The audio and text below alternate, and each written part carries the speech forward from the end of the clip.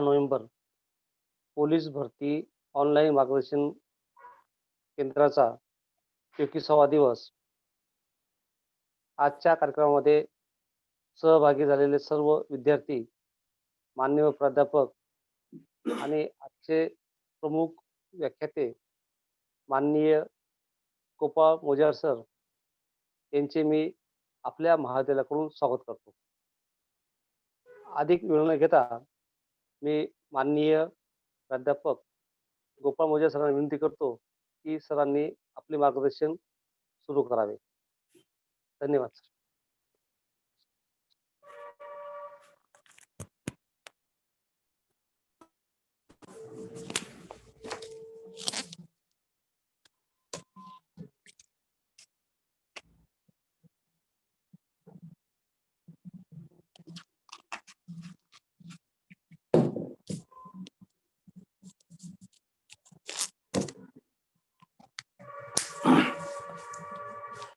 नमस्कार विद्यार्थी मित्र हो.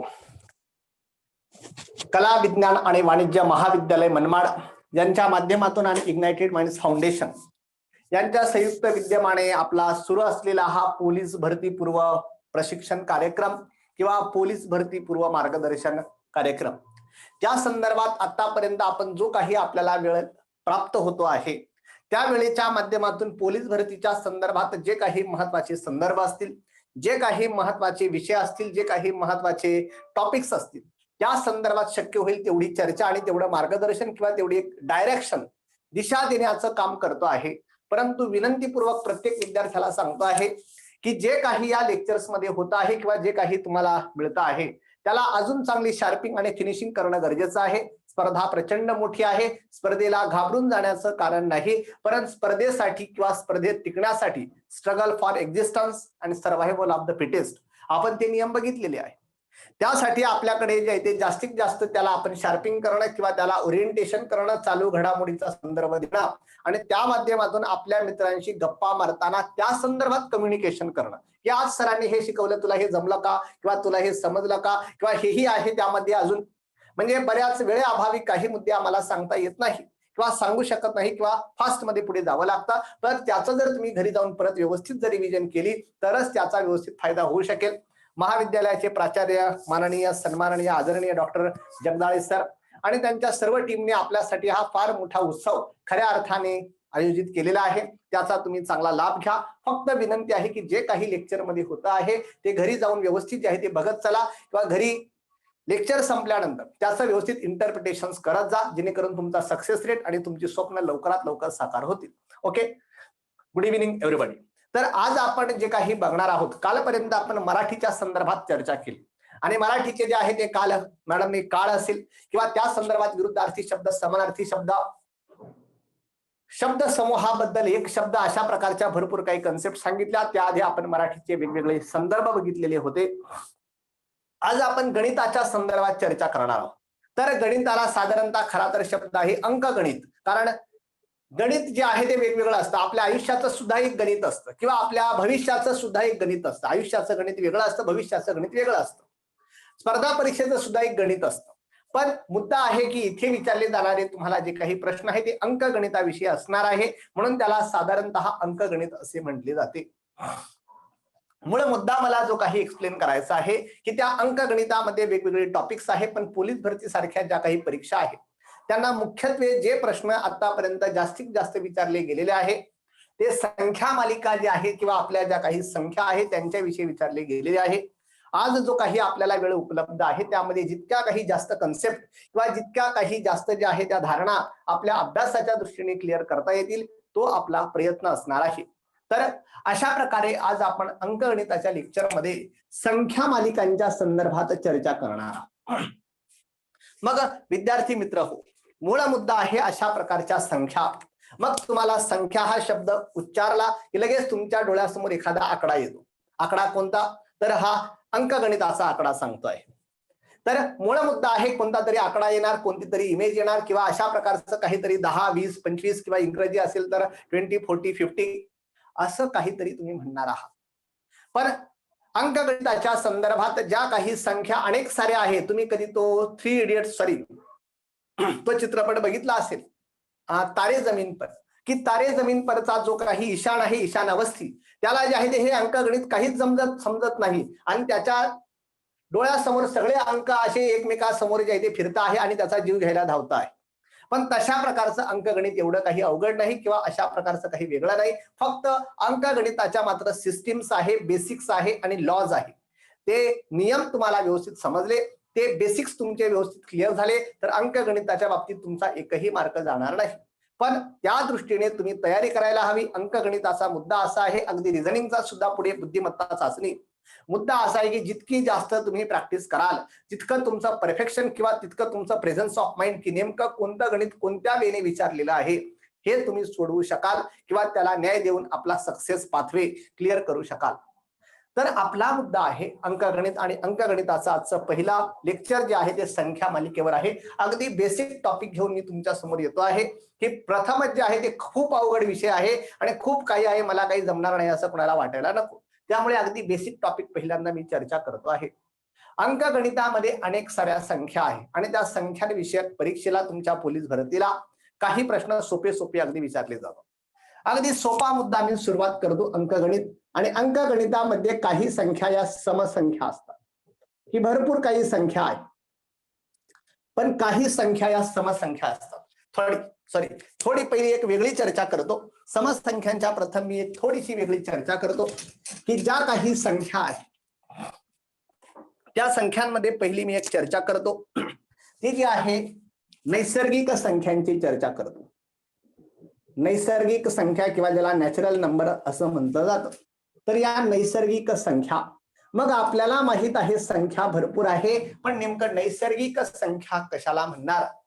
नैसर्गिक संख्या त्याला म्हणणार ज्याला इंडिपेंडेंटली काहीतरी व्हॅल्युएशन्स आहे, स्वतंत्ररित्या त्याला काहीतरी जे आहे त्या अशा प्रकारची किंमत आहे, त्या संख्यांना नैसर्गिक संख्या असे म्हणणार.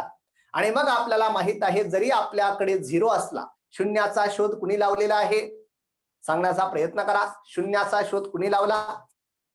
शून्याचा शोध कुणी लावला?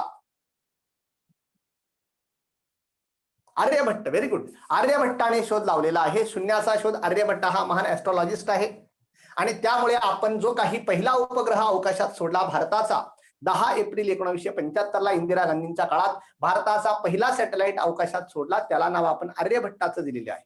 आर्यभट्टीय नावाच्या ग्रंथात त्यांनी त्या शून्याचं जे आहे ते प्रतिपादन केलेलं आहे आणि ती आपली भारताची मोठी उपलब्धी जगासाठी आहे. पण शून्य हा इंडिपेंडेंटली जर असला म्हणजे स्वतंत्ररित्या जर असला तर त्याला काहीही किंमत नसते किंवा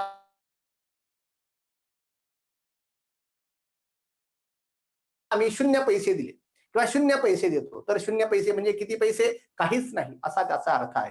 पण नैसर्गिक संख्या जेव्हा आपण म्हणणार तेव्हा प्रत्येक आकड्याला काहीतरी व्हॅल्युएशन्स लागतं इंडिपेंडेंटली. म्हणून नैसर्गिक संख्यांमध्ये शून्याचा समावेश होत नाही. आणि मग नैसर्गिक संख्यांमध्ये मग 1, 2, 3, 4 आणि मग अशा प्रकारच्या ज्या काही इन्फिनिटी किंवा अनंत, तर अशा प्रकारचं अनंत म्हणजे इन्फिनिटी किंवा अनंतपर्यंत मग तुम्हाला जितक्या वाढवायच्या तितक्या वाढवा, अरबो खरबो काय जे असेल सगळं काही वाढवा. पण तुम्हाला अशा प्रकारची ज्याची सुरुवात मात्र 1 पासून आहे. म्हणजे 1 पासून अनंत पर्यंत पुढे ज्या काही संख्या आहे त्यांना जे आहे ते नैसर्गिक संख्या असे म्हटले जाते किंवा नॅचरल नंबर्स असे म्हटले जाते. तर अशा प्रकारची नैसर्गिक संख्या नावाची कन्सेप्ट आहे. आणि मग अशा प्रकारच्या नैसर्गिक संख्या परीक्षेला कधी कधी एकदम सोपा प्रश्न असतो. प्रश्न एकदम सोपा असतो. प्रश्न काय आहे?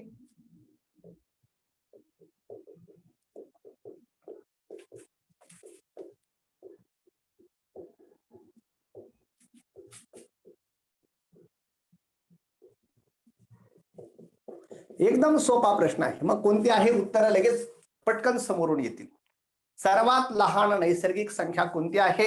एक आहे, सर्वांना माहित आहे. पण कधी माहित असणार आहे? जेव्हा या नैसर्गिक संख्या नावाची कन्सेप्ट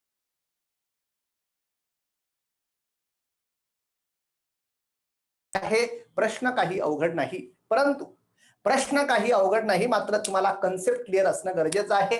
संख्या मालिका एकदम सोपा टॉपिक आहे पण कन्सेप्ट जर क्लिअर असल्या तरच उत्तरं तुमची बरोबर येतात. म्हणजे सर्वात लहान नैसर्गिक संख्या जर विचारली आणि तुम्ही जर 0 लिहिली तर तुम्ही गेले समजायचे किंवा 2 लिहिली तर गेले. तर तुम्हाला एकच लिहावं लागेल, कारण 1 पासून या नैसर्गिक संख्या सुरू होतात, कारण 1 ला काहीतरी इंडिपेंडेंटली अशा प्रकारचे व्हॅल्युएशन्स आहे, म्हणून त्याला नैसर्गिक संख्या असंही म्हटलं जातं. अशा प्रकारचे हे वेगवेगळे संदर्भ आहे. यानंतर पुढचे जे काही संख्यांचा प्रकार आहे त्यांना मग पूर्ण संख्या असे म्हटले जाते.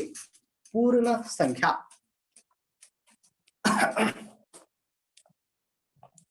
तर अशा प्रकारची दुसरी जी काही कन्सेप्ट आहे संख्या मालिकेची, त्यांना मग पूर्ण संख्या असं आपण म्हणतो.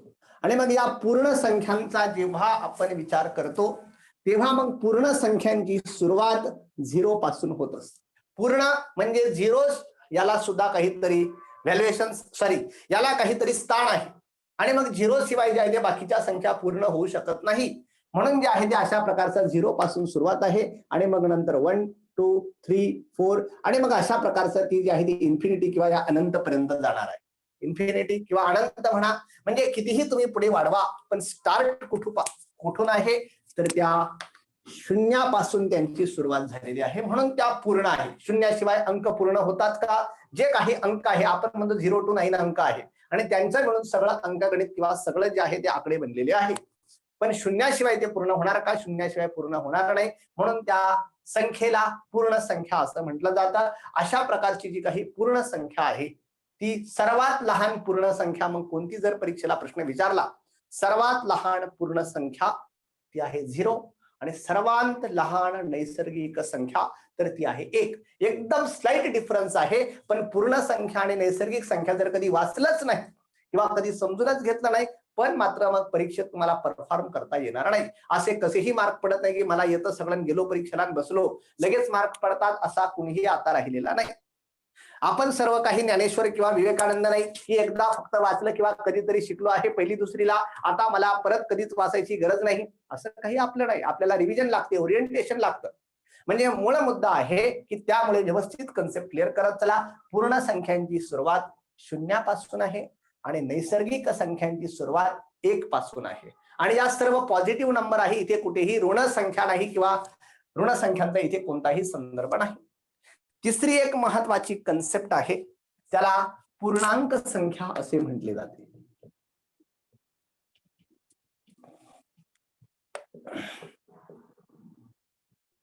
तर तिसरी महत्वाची कन्सेप्ट आहे पूर्णांक संख्या.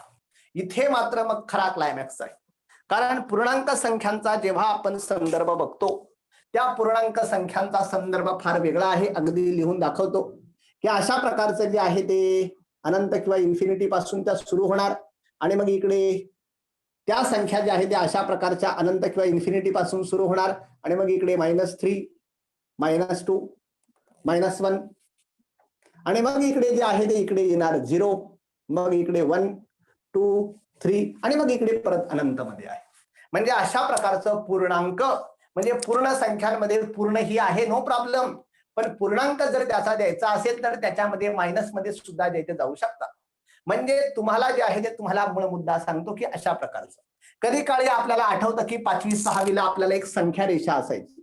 ती संख्या रेषा एकदम उत्तम उदाहरण होतं, आणि संख्या रेषेच्या मध्यभागी सेंटर पॉइंट म्हणजे हा 0 असायचा, आणि मग या संख्या रेषेच्या इकडे म्हणजे अशा प्रकारचा जो आहे तो 1, इकडे 2, इकडे 3, इकडे 4, इकडे 5 आणि अशा प्रकारचे इन्फिनिटी पर्यंत असायचं. आणि मग त्याच्या जर डाव्या बाजूला गेला तर मात्र इकडे -1 -2 -3 -4 आणि मग अनंत, अशा प्रकारचे ते सुद्धा अनंत आहे. म्हणजे या मायनस किंवा अशा प्रकारच्या निगेटिव्ह नंबरची सुद्धा आपल्याला गरज आहे, कारण एक जर आपण कुठेतरी बेस मानला तर त्या बेसच्या सुद्धा खाली काहीतरी असू शकतं, आणि मग जर बेसच्या खाली जायचं तर मग काय म्हणावं, मग निगेटिव्ह नंबर मानावा लागेल. म्हणजे जसं सोपा मुद्दा आहे की आपण बघतो की आधुनिक कालगणना जी आहे ती येशू ख्रिस्ताच्या जन्मापासून सुरू झाली. येशू ख्रिस्ताचा जन्म साधारणतः 25 डिसेंबर 1 मध्ये झालेला आहे, 1, आणि मग आता 2020 साल चालू आहे, म्हणजे येशू ख्रिस्ताच्या जन्माला आताच्या डिसेंबरमध्ये 2020 वर्ष पूर्ण होणार आहे. पण येशू ख्रिस्ताच्या जन्माच्या आधी सुद्धा इतिहास आहे, आणि येशू ख्रिस्ताच्या जन्माच्या आधी सुद्धा जग आणि वेगवेगळ्या घडामोडी होत्या. मग त्या मोजण्यासाठी आपण त्यांना बिफोर ख्रिस्ता करून टाकू. तशाच प्रकारचं जे काही टेम्परेचर आहे, टेम्परेचर मोजण्यासाठी काय केलं जातं की आपण म्हणतो की टेम्परेचर 0 डिग्री टेम्परेचर म्हणजे मग बर्फ होऊन जाणार आहे, नो प्रॉब्लेम. की अशा प्रकारचं 100 डिग्रीला पाणी उकळायला सुरुवात होणार आहे आणि थंड करत गेला तर 0 डिग्रीला त्या पाण्याचा बर्फ होऊन जाईल, म्हणजे 0 डिग्री. पण लक्षात येतं की काही ठिकाणी जे काही टेम्परेचर आहे ते बर्फ होण्याच्या प्रक्रियेपेक्षा सुद्धा कमी आहे. मग तिथे मग टेम्परेचर मोजायचं कसं? मग त्यासाठी मग पूर्णांक संख्या म्हणजे 0च्या खाली मग -1, -2, -3, -4 अशा प्रकारचं टेम्परेचर आहे. म्हणजे अशा प्रकारचं जे आहे ते टेम्परेचर मग मायनस मध्ये मोजायचं. म्हणजे अशा प्रकारचं जर तुम्ही आज जर बघितलं तर जगातील सर्वांत उंचावरील युद्धभूमी war field in the world, highest war field in the world, कुणी सांगू शकेल जगातील सर्वात उंचावरील युद्धभूमी कोणती आहे? सांगू शकेल का?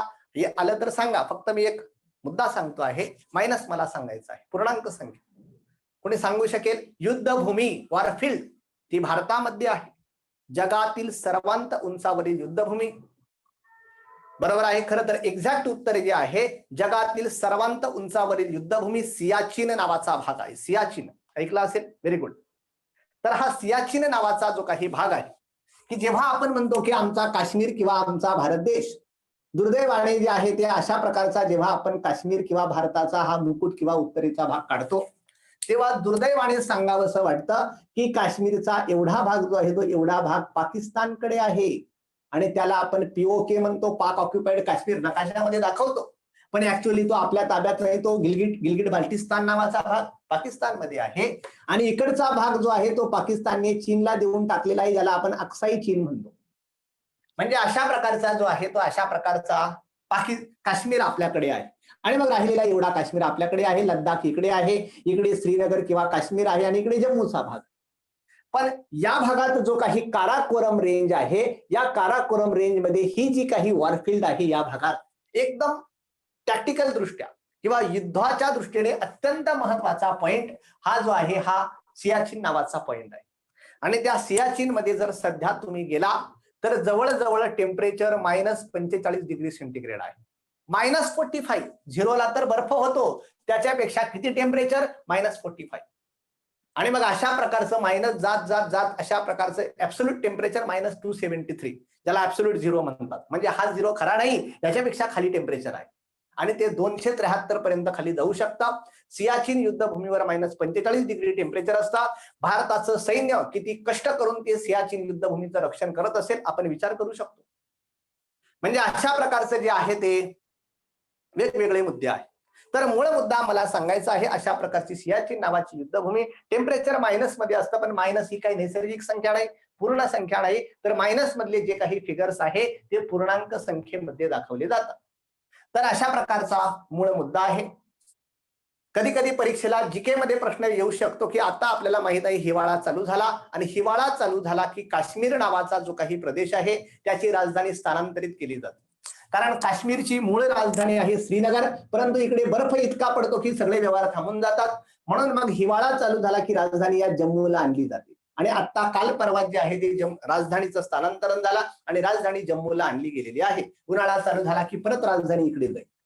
म्हणजे मूळ मुद्दे आहे अशा प्रकारचे वेगवेगळे. मला मूळ मुद्दा सांगायचा पूर्णांक संख्या मायनस लक्षात आला असेल, 0 लक्षात आला असेल आणि 1 2 3 4 5 म्हणजे अशा प्रकारच्या ज्या काही संख्या आहे त्यांना आपण पूर्णांक संख्या असे संबोधतो. तर अशा प्रकारच्या ज्या आहेत त्या नैसर्गिक संख्या, पूर्ण संख्या आणि पूर्णांक संख्या लक्षात आल्या असतील. वेगळा जर प्रश्न विचारला तर माहित पाहिजे -3 ही कोणती संख्या आहे? परीक्षेला प्रश्न विचारला जातो, खालीलपैकी कोणती संख्या ही परीक्षेला प्रश्न विचारला जातो की -3 ही खालीलपैकी कोणती संख्या आहे? आणि मग ऑप्शन मध्ये असतं पूर्ण संख्या, दुसरं नैसर्गिक संख्या, तिसरा जो आहे तो समसंख्या आणि चौथा पूर्णांक संख्या. मग तुम्हाला याचं उत्तर देता आलं पाहिजे. -3 ही काही समसंख्या नाही, -3 ही काही पूर्ण संख्या नाही, -3 ही काही नैसर्गिक संख्या नाही, तर ती फक्त पूर्णांक संख्या आहे. म्हणजे एकदम सोपे प्रश्न आहे, पण कन्सेप्ट क्लिअर असल्या तर त्याची उत्तरं देता येतात. त्यामुळे त्या दृष्टीने आपल्या अभ्यासाची डेव्हलपमेंट करा. तर अशा प्रकारचं जे आहे ते नैसर्गिक संख्या, पूर्ण संख्या आणि पूर्णांक संख्या.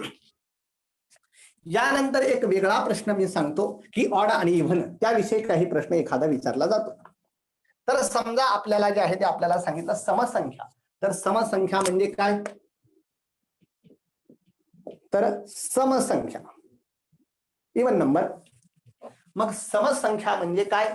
दिसत नाही का काही? हॅलो, दिसत आहे का? दिसत नाही? मला रिप्लाय द्या. हॅलो, दिसत आहे का? ओके, दिसत आहे, क्लिअर दिसत आहे. ओके, आनंद आहे. ज्यांना दिसत नाही त्यांनी थोड्याफार उपाययोजना करून बघा. आपण नंतर जर एकदमच दिसलं नाही तर परत मला सांगा. तर समसंख्या कशाला म्हणायचं? ज्या संख्येस 2 ने भाग जातो, तर ज्या संख्येला 2 ने भाग जातो किंवा 2 ने भाग जाऊ शकतो, तर अशा प्रकारच्या ज्या संख्येला 2 ने भाग जातो त्या संख्यांना समसंख्या म्हणतात. किंवा दुसऱ्या मुद्द्यात किंवा दुसऱ्या शब्दात त्याचं वर्णन करायचं तर ज्या संख्येच्या एकक स्थानी आपल्याला माहित आहे अशी जर समजा आपण संख्या लिहिली, ही संख्या आहे आणि मग हिचं जे काही हे स्थान आहे याला एकक स्थान म्हणतात, याला दशक स्थान म्हणतात, याला शतक स्थान म्हणतात, याला जे आहे ते सहस्रक म्हणतात, याला जे आहे ते दशसहस्रक, आणि हा जो आहे हा लक्ष. म्हणजे अशा प्रकारचे साधारणतः मुद्दे आहे. एकक, दशक, शतक, हजार, दशहजार, म्हणजे सोप्या शब्दात हजार, दशहजार आहे. इंग्रजीमध्ये सहस्रक, दशसहस्रक असं म्हटलं जातं. पण अशा प्रकारची ती स्थान आहे. मग एकक स्थान म्हणजे हा शेवटचा अंक, आणि मग ज्या संख्येच्या एकक स्थानी 2, 4, 6 हा 0 पण आहे, 0, 2, 4, 6, 8 हे अंक असतील, ज्या संख्येच्या एकक स्थानी 0, 2, 4, 6, 8 यांपैकी एखादा अंक असेल त्या संख्येला समसंख्या म्हणणार. किंवा दुसऱ्या शब्दात ज्या संख्येला 2 ने भाग जातो त्या संख्येला आपण समसंख्या असे म्हणतो. म्हणजे अशा प्रकारची समसंख्यांची व्याख्या करता येते. याच्या उलट ज्या काही संख्या आहे त्या विषम संख्या आहे.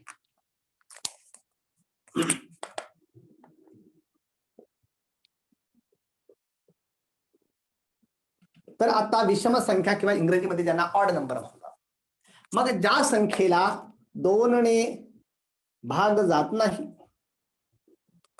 फास्ट मध्ये लिहितो, थोडं जरा जास्त टॉपिक कंप्लीट करायचे आहे.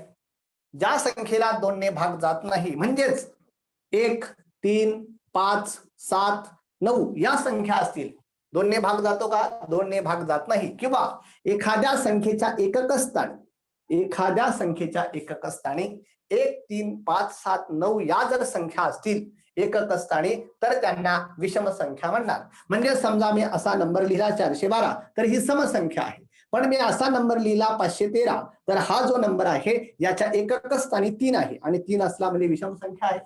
एकक स्थानी जर 2 असेल तर याला जे आहे ते याला आपण समसंख्या म्हणणार. म्हणजे अशा प्रकारच्या सम आणि विषम संख्या सांगितल्या जातात. यानंतर पुढचा जो काही मुद्दा आहे, 1-2 प्रश्न पोलीस भरतीला आलेले आहेत त्याविषयी मुद्दा सांगतो की समसंख्या आणि विषम संख्या लक्षात आल्या असतील. मग जर 2 समसंख्यांची बेरीज केली, 2 समसंख्यांची बेरीज केल्यास येणारी संख्या सम असते की विषम असते? उत्तर द्या. 2 समसंख्यांची बेरीज केल्यास उत्तर येणारी संख्या सम असते की विषम असते? व्हेरी गुड, समसंख्या असते. म्हणजे 2 समसंख्या आहे. समजा की अशा प्रकारची 4 आहे आणि मग त्याबरोबर 12 आहे. या दोनही समसंख्या आहे, कारण एकक स्थानी जे आहे ते 4 आणि 2 आहे. आणि मग यांची जी काही बेरीज येईल ती 16. म्हणजे ही इथे एकक स्थानी जे आहे ते 16 ला किंवा याला 2 ने भाग जातो. म्हणजे 2 समसंख्यांची बेरीज केल्यास समसंख्या हेच त्याचं उत्तर येतं.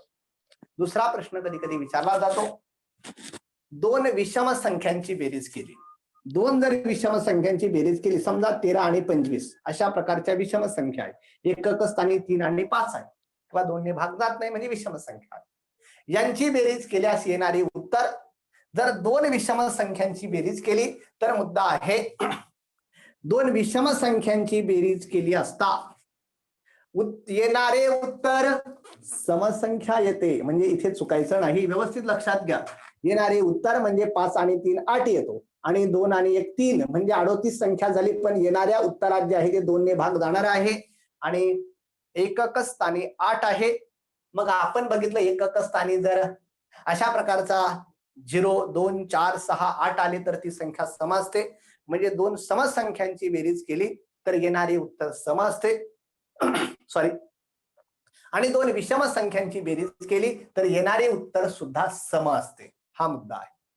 पण कधी कधी एक कॉन्ट्रास्ट प्रश्न विचारला जातो की समजा एक सम आणि एक विषम संख्यांची जर तुम्ही बेरीज केली, एक समसंख्या आहे आणि एक विषम संख्या आहे, यांची जर बेरीज केली तर येणारे उत्तर मात्र विषम संख्या येते. येणारे उत्तर म्हणजे याचं 25 उत्तर आहे. म्हणजे अशा प्रकारची ही विषम संख्या येते. एकदम सोपे मुद्दे आहे, परंतु थोडंसं भान मात्र आपलं क्लिअर असलं पाहिजे आणि तर आपलं बरोबर उत्तर येतं.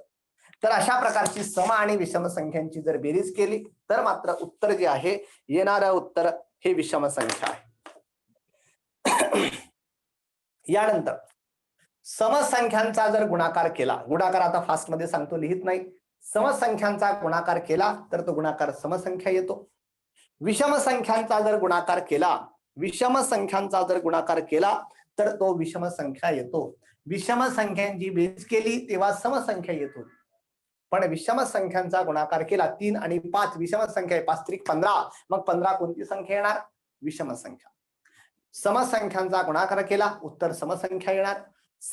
विषम संख्यांचा गुणाकार केला, उत्तर विषम संख्या येणार.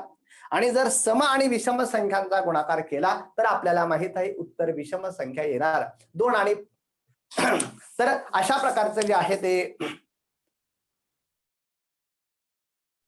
उत्तर जे आहे ते उत्तर सम आणि विषम संख्यांचा जर गुणाकार केला तर उत्तर समसंख्या येणार. सॉरी, ते मी चुकलो. 2 आणि 5चा गुणाकार केला तर उत्तर जे आहे ते 10 येतं. म्हणजे अशा प्रकारची समसंख्या येणार. अशा प्रकारचे काही प्रश्न एकदम सोपे परीक्षेला विचारले जातात, पण प्रेझेन्स ऑफ माइंड म्हणजे आपलं जे काही उत्तर देण्याची जी कॅपॅसिटी आहे ती व्यवस्थित डेव्हलप करायला हवी, तरच मार्क पडतात. अन्यथा सोप्या सोप्या प्रश्नांचे मार्क हातातून निघून जातात. यानंतर जो काही अत्यंत परीक्षकांचा आवडता मुद्दा आहे, परीक्षकांचा एक आवडता मुद्दा आहे ज्याला मूळ संख्या असे म्हटले जाते. एकदम आवडता आहे, व्यवस्थित लक्ष द्या फक्त. परीक्षकांचा आवडता मुद्दा आहे मूळ संख्या. मग मूळ संख्या म्हणजे काय? की ज्या संख्येला 1 आणि ती संख्या यांनीच भाग जातो त्या संख्येस मूळ संख्या असे म्हटले जाते. मूळ संख्या मी सांगतो आहे.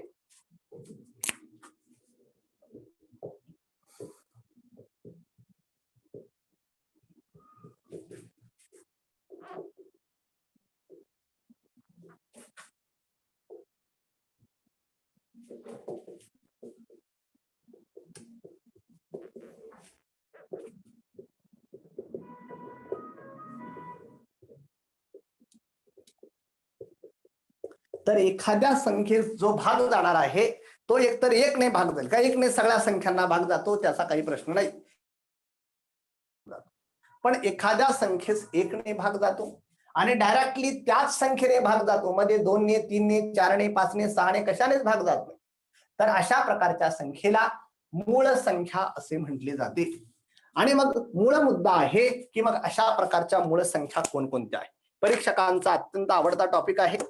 1 मिनिटातच फक्त जे आहे ते मी लक्षात आणून देतो की अशा प्रकारच्या ज्या काही मूळ संख्या आहे, मूळ संख्या 1 ही स्वतः सुद्धा मूळ संख्या आहे. कारण 1 ला कुणाकुणीने भाग जातो, 1 ला एकानेच भाग जातो आणि 1 ला ती संख्या म्हणजे एकानेच भाग जातो.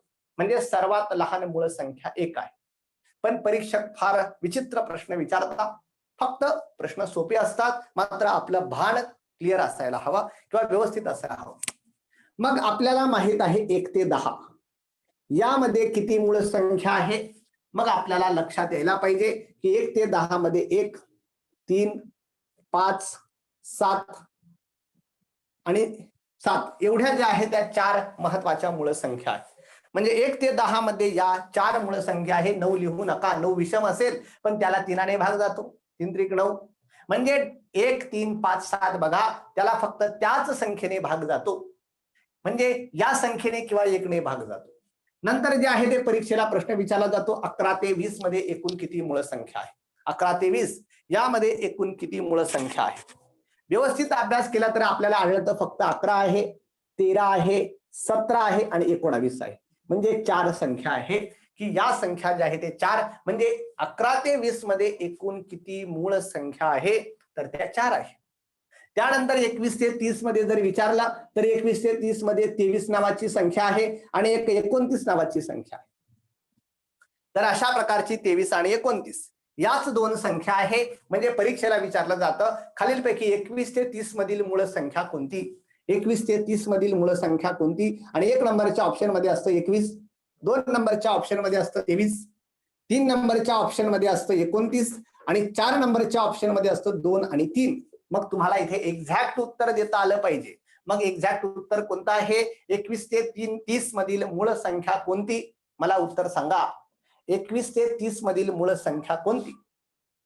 इथे उत्तर सांगा. हा option number first, second, third आणि फोर्थ.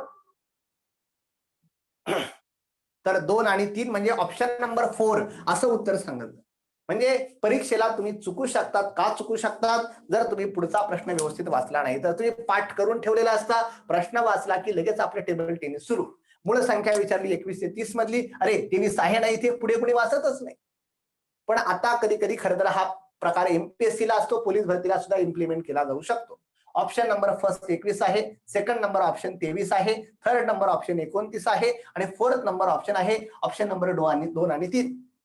मग तुम्हाला जे आहे ते लक्षात यायला पाहिजे की 23 आणि 29 आहे. म्हणजे जे आहे ते हे उत्तर जर तुम्ही लिहिलं तर हे उत्तर चुकीचं होईल. कारण परीक्षेत त्यांना मोस्ट करेक्ट आन्सर पाहिजे असतं. मोस्ट करेक्ट आन्सर शब्द आहे. त्यांना काय पाहिजे आहे. मोस्ट करेक्ट आन्सर, सर्वात बरोबर उत्तर. हे उत्तर बरोबर आहे, हेही बरोबर आहे, पण सर्वात बरोबर उत्तर कोणतं आहे. हे बरोबर उत्तर आहे. म्हणजे समजा परीक्षेला प्रश्न विचारला भारताचे सध्याचे पंतप्रधान कोण.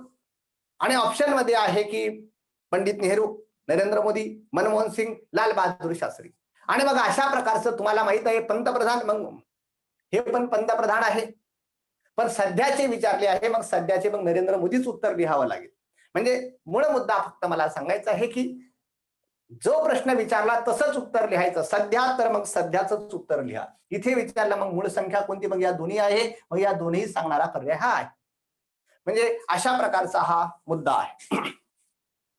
तर जसा प्रश्न विचारला तशी उत्तरं देत चला. 23 आणि 29 नंतर जे आहे ते नंतरच्या 41 ते 50 मध्ये ज्या काही मूळ संख्या आहे त्यांमध्ये जे आहे ते 31 ते 37, 31 ते 40 मध्ये 31 आणि 37 आहे. 41 ते 50 मध्ये ज्या काही मूळ संख्या 41 आणि 47, 51 ते 60 मध्ये 53 आणि 59 आहे. 61 ते 70 मध्ये 61 आणि 67 आहे. यानंतर 74, यामध्ये 71, 73, 79, 83, 79 आणि 97. म्हणजे जर कधी परीक्षेला प्रश्न विचारला की 91 ते 100 मध्ये किती मूळ संख्या आहे तर एकच आहे आणि ती कोणती आहे 97. 1 ते 100 मध्ये एकच मूळ संख्या आहे, ती आहे 97. म्हणजे जसा प्रश्न विचारला तसं तुम्हाला उत्तर द्यावं लागेल. तुम्हाला काय येतं ते त्यांनी विचारलेलं नाही. त्यांनी जे विचारलं ते तुम्हाला यायला पाहिजे किंवा त्याचं अनालिसिस मांडता यायला पाहिजे तर मार्क मिळतात. त्यामुळे भान क्लिअर असू द्या एवढंच मला मॅथ्सच्या बाबतीत सांगायचं आहे.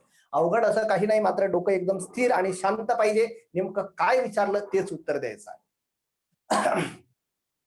आणि मग एक वेगळा आणि सर्वात प्रसिद्ध प्रश्न आहे पोलीस भरतीचा. 1 ते 100 मध्ये एकूण किती मूळ संख्या आहेत. 1 ते 100 मध्ये एकूण किती मूळ संख्या आहे. तर 1 ते 100 मध्ये एकूण किती मूळ संख्या आहे. तर उत्तर द्या. Very good. 1 ते 100 मध्ये 25 मूळ संख्या आहे. 1 ते 100 यामध्ये एकूण 25 मूळ संख्या आहे. मग कारण एक पण पकडायची, बरेच जण एक सोडून देतात आणि 24 सांगतात तर ते बरोबर नाही. एक पण पकडावा लागेल आणि बाकी 97 पर्यंत ज्या काही आता आपण बघितल्या त्या एकूण 25 मूळ संख्या आहे. परीक्षकांचा अत्यंत आवडता हा प्रश्न आहे. व्यवस्थित त्याला सर्कल करून ठेवा, ट्रायंगल करून ठेवा. चला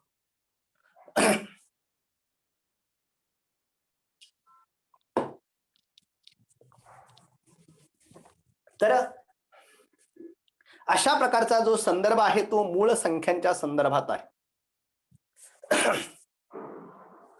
यानंतर जे आहे ते कधी कधी वेगळा प्रश्न विचारला जातो परीक्षेला. जोडमूळ संख्या कोणत्या. जोडमूळ संख्या. मग जोडमूळ संख्या कशाला म्हणायचं किंवा जोडमूळ संख्या कोणत्या असा प्रश्न जो आहे तो परीक्षेला विचारला जातो. मग जोडमूळ संख्या म्हणजे काय. ज्या मूळ संख्यांमध्ये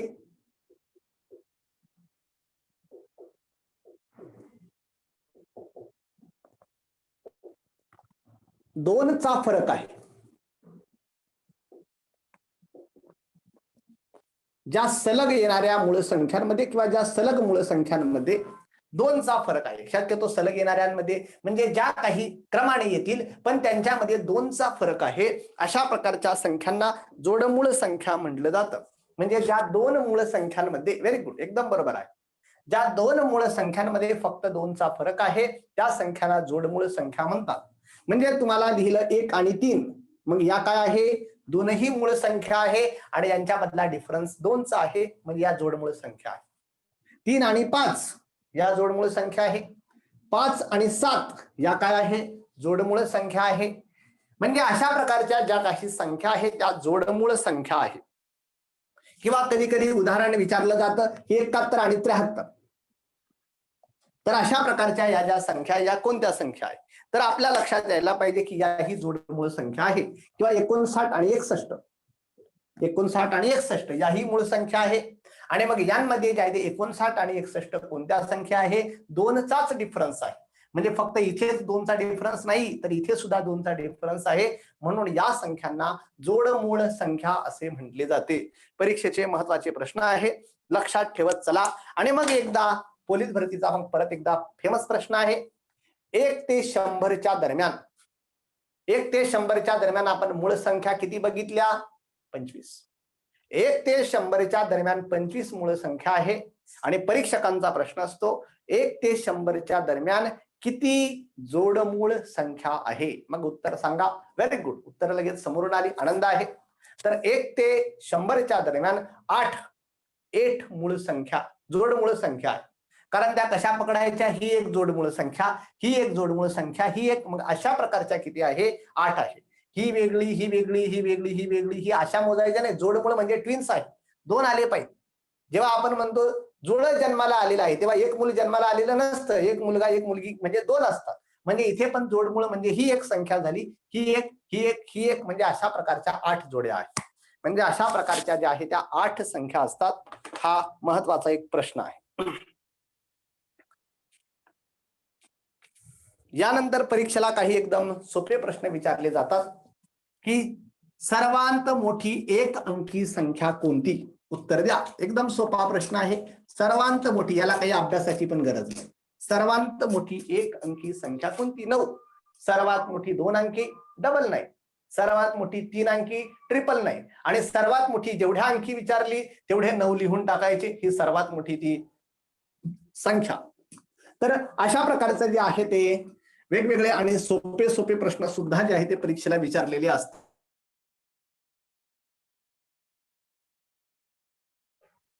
तो म्हणजे आपल्याला माहित आहे कोणत्याही संख्येला 1 ने जर आपण गुणलं, बरोबर आहे, कोणत्याही संख्येला जर 1 ने गुणलं तर उत्तर तीच संख्या येते.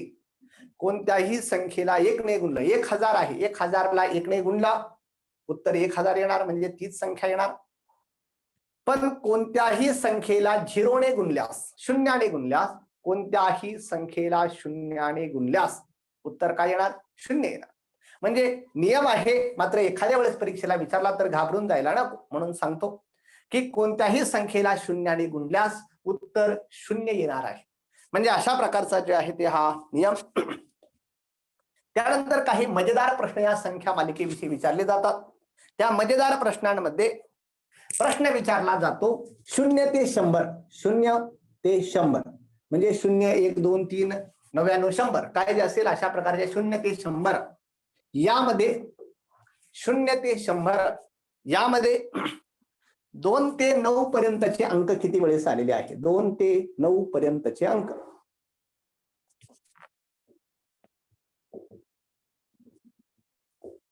म्हणजे आपण जेव्हा 22 लिहितो तेव्हा 22 दोन वेळेस येतो, 32 लिहितो तेव्हा परत 2 आलेला आहे. म्हणजे जेव्हा आपण 92 लिहिणार आहे तेव्हा परत 2 आलेला आहे. म्हणजे 2 असेल, 12 असेल, 22 असेल, 32 असेल, त्यामध्ये 2 आलेला आहे. असा 1 ते 100 मध्ये 2 किती पर्यंत येतो, किती वेळेस येतो, असा माझा पहिला प्रश्न आहे. 1 ते 100 अंक आहे, यांमध्ये मग 2 किती वेळेस आलेला आहे. व्हेरी गुड, एकदम बरोबर. तर 1 ते 100 अंकांमध्ये 2 हा अंक किती वेळेस आलेला आहे, 20 वेळेस आलेला आहे.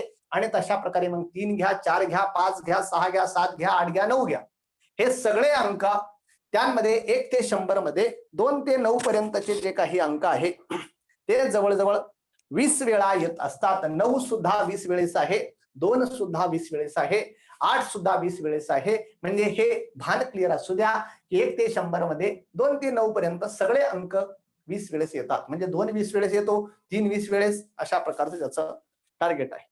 एक वेगळा प्रश्न विचारला जातो, 1 ते 100 मध्ये 1 हा अंक किती वेळेस येतो? 1 हा अंक किती वेळा येतो 0 ते 100 मध्ये?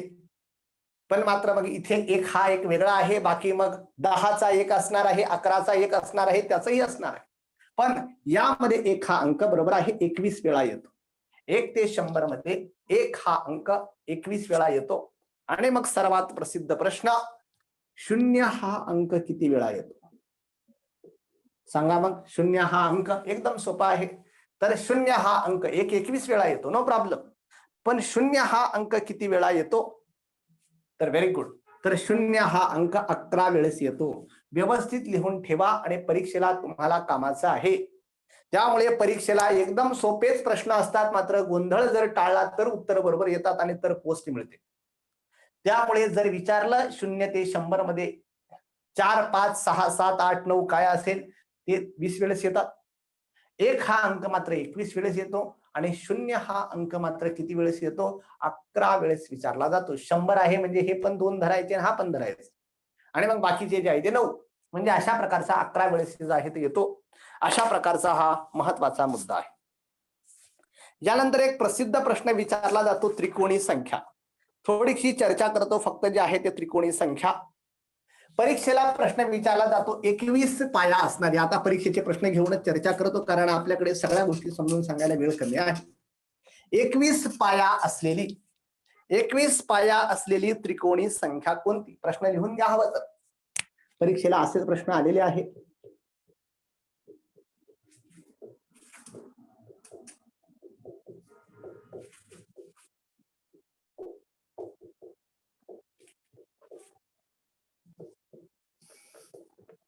एकवीस पाया असलेली त्रिकोणी संख्या कोणती, असा प्रश्न आहे.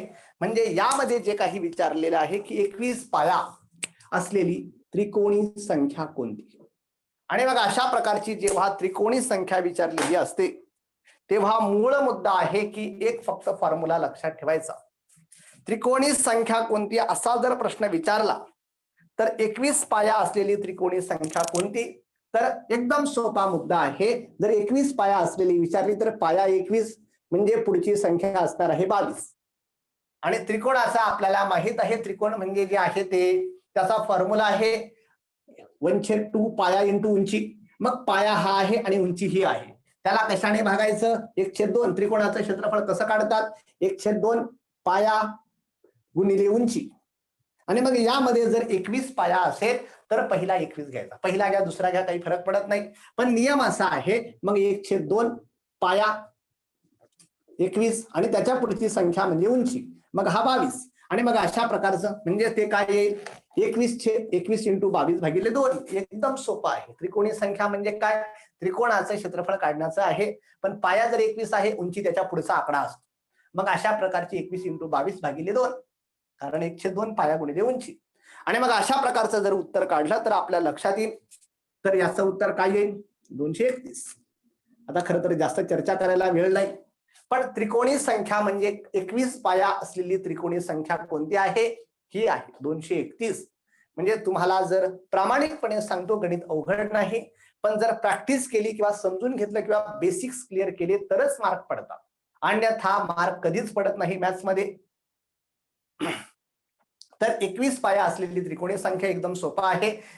त्रिकोणाचं क्षेत्रफळ कसं काढतात? 1/2 पाया गुणिले उंची. मग पाया जर हा आहे त्याच्या पुढची संख्या म्हणजे उंची. मग 21 पाया पुढची संख्या म्हणजे 22 आणि मग डिवायडेड बाय 2, कारण हा 2 आहे. आणि मग जी काही संख्या येईल ती त्रिकोणी संख्या असणार आहे. तर अशा प्रकारची जी आहे ती 21 पाया असलेली जी त्रिकोणी संख्या आहे. म्हणजे हा भागाकार करून 2 1 2 आणि मग हा 11 इंटू 21 मग ते किती आहे? 231 आहे. 11 इंटू 20 म्हणजे 220 आणि परत 11 म्हणजे 231 झाले. तर अशा प्रकारची जी आहे ते 231 ही संख्या त्रिकोणी संख्या आहे. 21 पाया असलेली त्रिकोणी संख्या ती आहे 231. आता मी अगदी छोटी छोटी काही महत्वाची उदाहरणं घेतो संख्यामालेविषयी.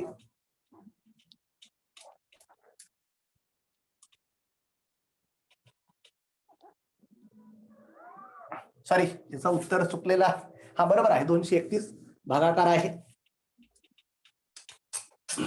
त्या गुणाकार भागाकाराच्या भानगडीत जास्त मी पडत नाही, वेळ घालवण्यापेक्षा कन्सेप्ट क्लिअर करण्यावर माझा सध्या भर आहे. तर यानंतर पुढचा मुद्दा आहे, प्रश्न कधी कधी परीक्षेला विचारले जातात, एकदम सोपे सोपे प्रश्न असतात, व्यवस्थित लक्ष द्या. पहिल्या क्रमवार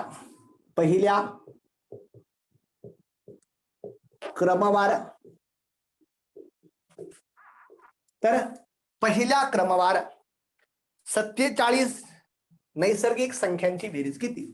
47 नैसर्गिक संख्यांची बेरीज किती? तर पहिल्या क्रमवार 47 नैसर्गिक संख्यांची बेरीज किती? इन शॉर्ट आपण असं लिहू शकतो की क्रमवार नैसर्गिक संख्या आपण बघितल्या की अशा प्रकारच्या ज्या काही नैसर्गिक संख्या होत्या त्या 1 पासून सुरू होत होत्या.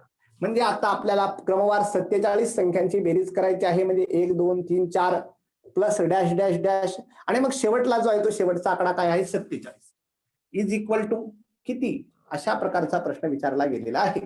पहिल्या क्रमवार 47 संख्यांची बेरीज किती? मग अशा प्रकारचा जर प्रश्न विचारला तर सगळी बेरीज करत बसणं आणि त्याचं उत्तर येणं तोपर्यंत बाकीचे बेरीज पुढे निघून जातील. त्यामुळे शक्यतो त्या ठिकाणी जे आहे ते फॉर्म्युला युटिलाइज करायचा. एकदम सोपा फॉर्म्युला आहे n × n+1 डिवायडेड बाय 2 अशा प्रकारचा फॉर्म्युला आहे. म्हणजे n × n क्रमवार 47 नैसर्गिक संख्यांची बेरीज विचारलेली आहे. तर अशा प्रकारचा n × n+1 डिवायडेड बाय 2 अशा प्रकारचा हा फॉर्म्युला आहे. आणि मग यानुसार जर आपण केला तर n म्हणजे काय? शेवटची संख्या. तर किती? 47 आहे. आणि मग 47 + 1 डिवायडेड बाय 2 साधारणतः याचं जे काही उत्तर आहे, आता त्या भानगडीत मी पडत नाही, पण जे काही उत्तर येईल साधारणतः 1128 उत्तर येतं आणि ते जे आहे ते अशा प्रकारची ती त्यांची बेरीज असणार आहे. फक्त फॉर्म्युला लक्षात ठेवा. पहिल्या क्रमवार नैसर्गिक संख्यांची जर बेरीज विचारली, समसंख्यांची बेरीज, विषम संख्यांची बेरीज, असे सुद्धा भरपूर प्रश्न असतात, पण फॉर्म्युला महत्वाचा आहे. n × n+1 डिवायडेड बाय 2 अशा प्रकारे त्यांची जी आहे ती त्यांची बेरीज करावी लागते. यानंतर पुढचा जो काही प्रश्न आहे,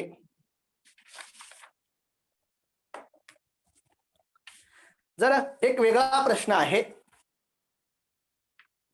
1 ते 97 पर्यंतच्या विषम संख्यांची बेरीज किती? 1 ते 97 पर्यंतच्या विषम संख्यांची बेरीज आणि मग त्यामध्ये जे आहे ते n × n+1 डिवायडेड बाय 2 जो येईल त्याचा वर्ग करायचा आणि जो काही वर्ग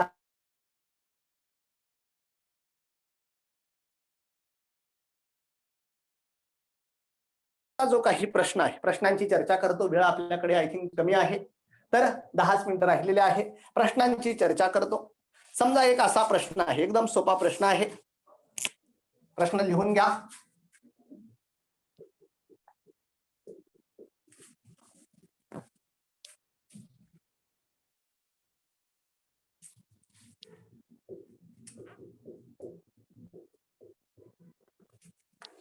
दिसत आहे का सर्वांना? प्रश्न लिहून घ्या व्यवस्थित.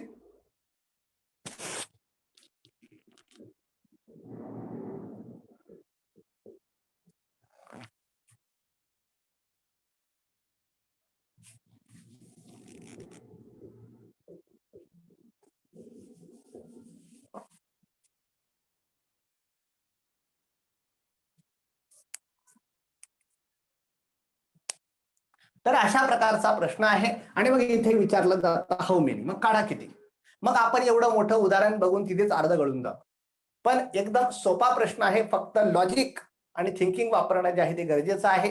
व्यवस्थित लक्ष देत चला. तर अशा प्रकारचा प्रश्न आहे, पण यामध्ये जे आहे ते 112 × 112 × 112 हा गुणाकार करत बसायचा नाही. तर त्यामध्ये जे आहे हा जो काही 112 आहे, या 112ला आपण ए मानायचा आहे. हा जो काही 73 आहे, या 73ला आपण बी मानायचा आहे. म्हणजे 112ला मानलं ए आणि 73ला मानलं बी.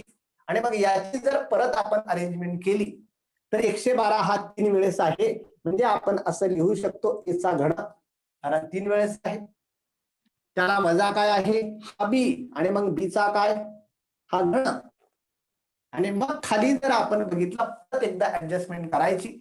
112 इंटू 112, 112 इंटू 73 आणि 73 इंटू 73. याची जर परत आपण रिअरेंजमेंट व्यवस्थित केली तर 112 इंटू 112 म्हणजे ए चा स्क्वेअर, बरोबर आहे. 112 इंटू 112 म्हणजे ए आहे आणि 73 म्हणजे बी आहे. म्हणजे अशा प्रकारचा जो आपण लिहू शकतो आणि मग इकडे 73 इंटू 73 म्हणजे हा बी चा स्क्वेअर आहे. तर अशा प्रकारचा हा बी चा स्क्वेअर झाला. अशा प्रकारचा त्याचा फॉर्म्युला तयार झाला. आणि मग यानुसार जर आपण पुढे जर आपण कार्यवाही केली, पुढे जर अशा प्रकारची जर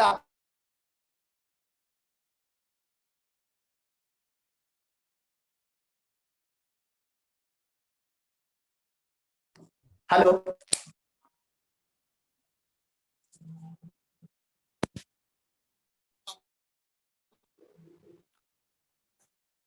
हॅलो काहीतरी टेक्निकल अडचण आलेली होती. ओके, नो प्रॉब्लेम, आपण कंटिन्यू करू. काही असेल मेसेज तर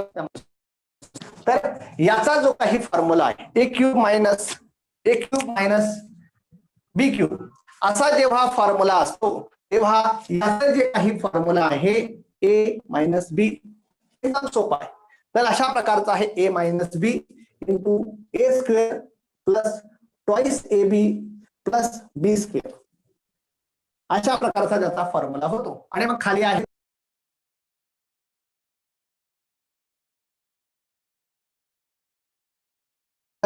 ए बी प्लस बी स्क्वेअर. आणि मग आपल्या लक्षात येईल की हे दोनही सारखे आहे. स्क्रीन दिसत नाही का? मोजाड सर स्क्रीन दिसत नाही आपण.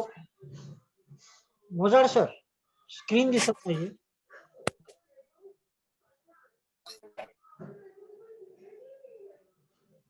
हॅलो, स्क्रीन दिसते आहे का? सर स्क्रीन दिसत नाही आपली. नाही, मला तर दिसते आहे. नाही स्क्रीन दिसत नाही. टेक्निकल रेंज तर भरपूर आहे आणि स्क्रीन, एक मिनिट मी लिव्ह होतो आणि परत जॉईन होतो. Okay sir, okay.